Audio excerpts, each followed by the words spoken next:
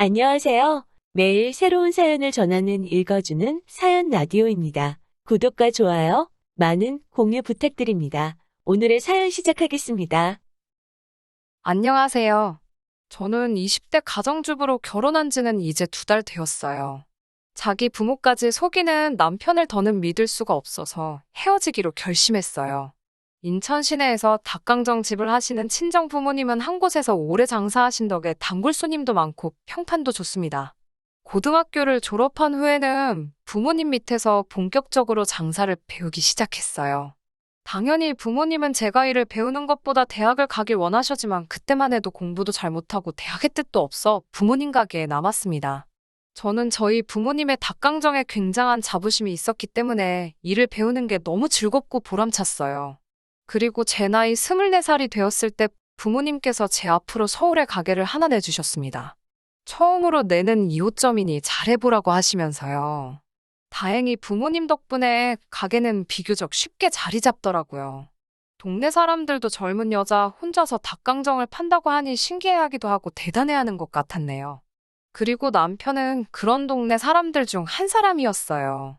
주로 남편은 금요일 저녁에 혼술 안주로 즐긴다며 왔었어요. 동네에 워낙 젊은 부부가 많아서 당연히 유부남이지 않겠나 생각했는데 몇 마디 나눠보니 혼자더라고요.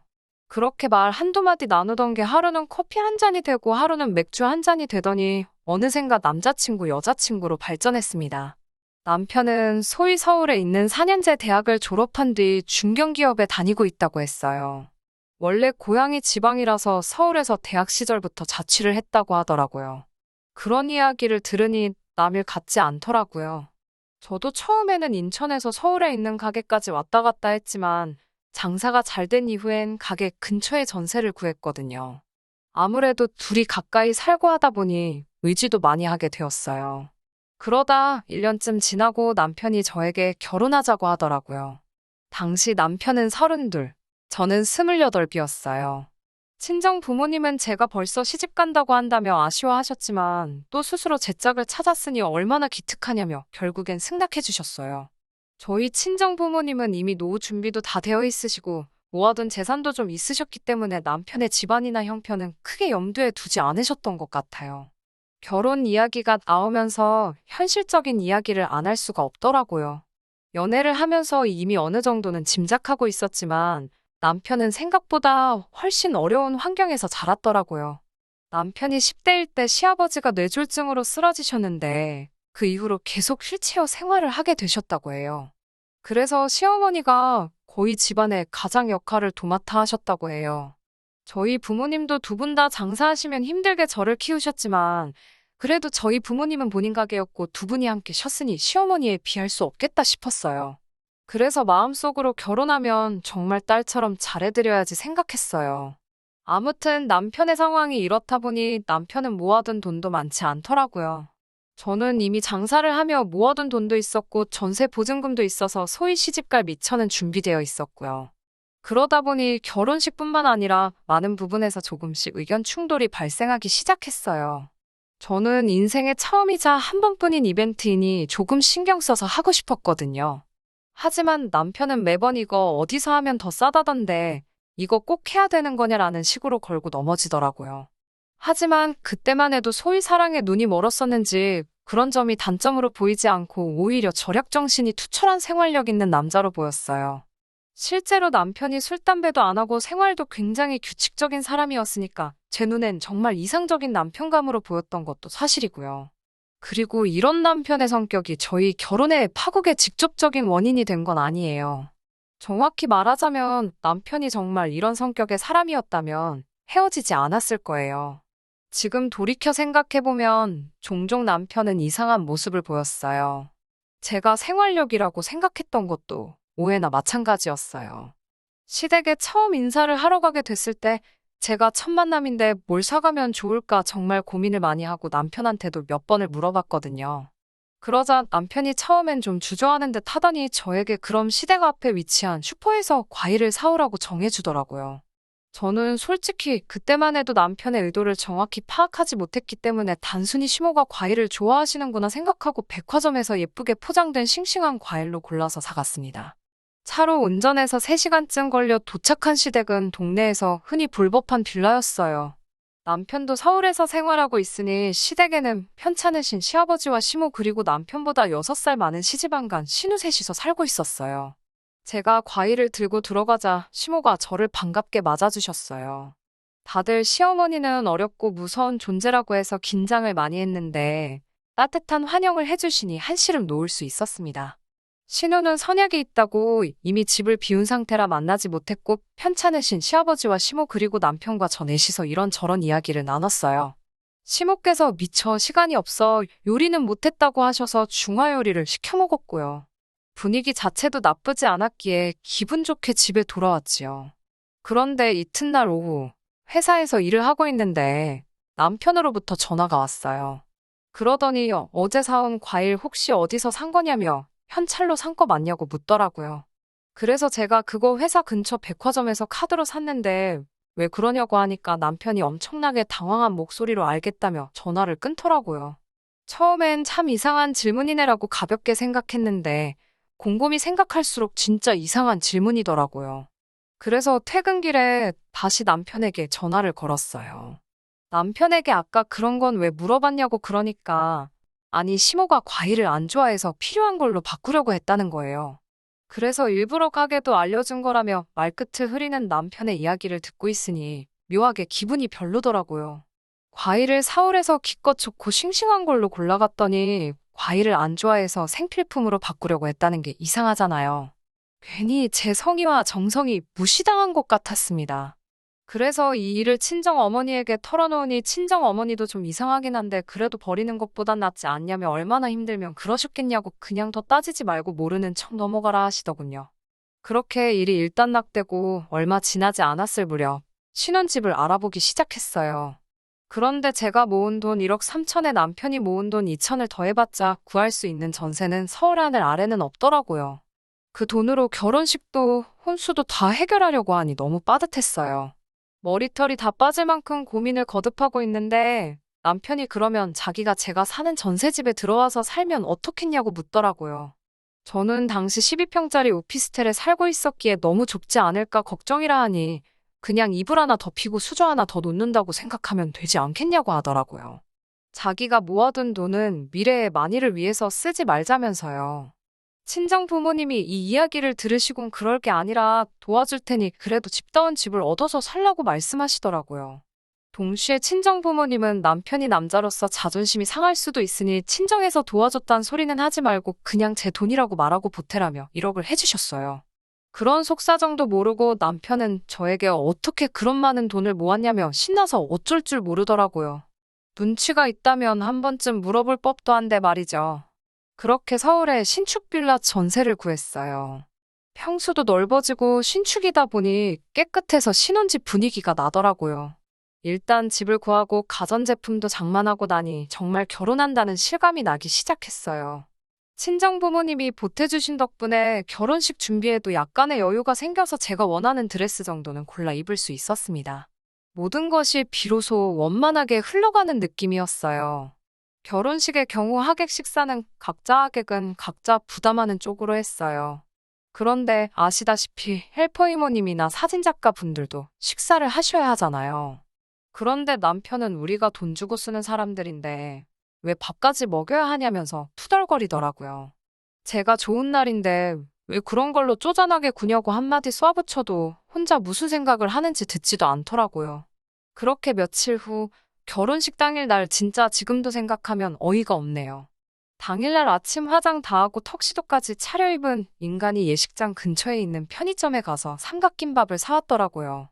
제가 배고프냐고 좀만 참았다가 식 끝나고 식사하면 되잖아 하니까 자기가 먹을 게 아니고 오늘 헬퍼 이모랑 사진작가랑 그런 사람들 주려고 사왔다는 거예요. 그래도 자기가 큰맘 먹고 인당 2개씩 사왔다고 의기양양한데 어이가 없어서 진짜 결혼식만 아니면 한 대 때리고 싶었어요. 다행히 그 상황을 목격한 제 남동생이 매형은 농담도 잘한다면서 이건 자기가 친구들하고 간식으로 먹을 거고 헬퍼 이모랑 사진작가분은 저희 쪽에서 돈 낼 거니까 신경 쓰지 마시라고 달래더군요. 결혼식 당일날 신부가 솔직히 신경 쓰이는 게 얼마나 많은데 신랑이라는 작자는 하객 식비가 많이 나올까봐 그것만 전전긍긍하고 있다니 비로소 내가 지금 결혼하는 게 맞나 싶더라고요. 하지만 저는 식장에서 하객들 다 보는 앞에서 이 결혼 못하겠다고 박차고 나올 만한 깡은 없었어요. 그냥 설마 아니겠지라며 애써 부정하며 못 본 척 했습니다. 그렇게 결혼식을 마치고 신혼여행도 다녀왔어요. 비록 전세지만 그래도 신혼집에 부부로서 발을 들이니 뭔가 큰일을 이뤄낸 것 같은 마음도 들고 감격스러웠어요. 그리고 얼마 전 대략적인 가구나 짐들도 다 정리가 되고 하여 시부모님과 신우를 초대했어요. 시부모님은 우리 아들이 드디어 서울에 집을 다 장만했다며 몇 번을 기특하다 하시더군요. 남편의 지분은 굳이 따지자면 10%나 될 거였는데 마치 이 집을 남편이 산 것처럼 말씀하시니 좀 언짢긴 했네요. 거실에 모여서 이런저런 이야기를 하고 있는데 신우는 계속 이 방문 열었다, 저 방문 열었다를 반복하고 있었어요. 그래서 제가 왜 그러냐고 물으니 아무리 생각해도 작은 방 여기가 좋겠다고 그래요. 그러면서 시모에게 신우가 한다는 말이 이 방에 창문도 있고 아빠가 덜 갑갑하겠다고 하는 거예요. 제가 깜짝 놀라 지금 무슨 소리 하시는 거냐 물으니 시아버지가 이 집에 계시기로 했는데 몰랐냐고 그래요. 저는 금시초문이었기 때문에 남편을 쳐다보면서 이게 무슨 소리냐고 물었습니다. 그러자 남편이 한다는 말이 자식이 부모 모시고 사는데 뭐가 문제냐며 오히려 저를 이상하게 보더라고요. 그러면서 그래도 시부모님이 저희를 배려해 주셔서 안방은 저희 쓰라고 하셨다는 거예요. 제가 어이가 없어서 저는 처음 듣는 이야기고 그렇게는 어려울 것 같다고 딱 부러지게 말씀드렸어요. 그동안에도 시부모님이 무리한 요구나 이해가지 않는 행동을 하시는 경우가 종종 있었지만 어떻게든 좋게 돌려서 말하곤 했는데 이번에는 그렇게 하면 안 되겠더군요. 그런데 제가 딱 잘나서 그렇게 거절을 하자 오히려 신우가 노발대발을 하는 거예요. 저더러 네가 뭔데 내 남동생 집에 대해서 왈가왈부하냐고요. 제가 남편을 쳐다보면서 도대체 어떻게 말씀드렸길래 이게 자꾸 자기 집이라고 하시는 거냐고 따졌더니 남편이 저한테 모기만한 소리로 제발 조용히 나중에 얘기하자며 꼬리를 내리더라고요. 뭔가 아무래도 이렇게 넘어가면 안 되겠다 싶어서 시부모님께 이 집은 저희 친정 부모님이 도와주셔서 마련한 전세라고 알려드렸어요. 엄연히 제 집이나 마찬가지라고요. 그러자 시부모님이 남편을 보면서 이게 도대체 무슨 소리냐고 어이없어 하시더라고요. 그러다 충격적인 사실을 알게 되었습니다. 남편이 신혼집을 핑계로 자기 부모인 시부모님으로부터 1억을 넘게 받았다는 것을요. 그 돈은 다 어디로 갔냐고 시모와 신우가 남편을 추궁하자 남편이 경마를 했다고 털어놓았어요. 정말 충격의 다리가 너무 떨려서 당장이라도 쓰러질 것만 같았습니다. 그동안 그렇게 돈에 집착한 것도 돈을 모으기 위해서가 아니라 경마 한 게임이라도 더 하려고 그런 거였더군요. 연애 때도 남편은 일요일 오전이면 친구들과 운동하러 간다는 이유로 늘 절 만나지 않았거든요.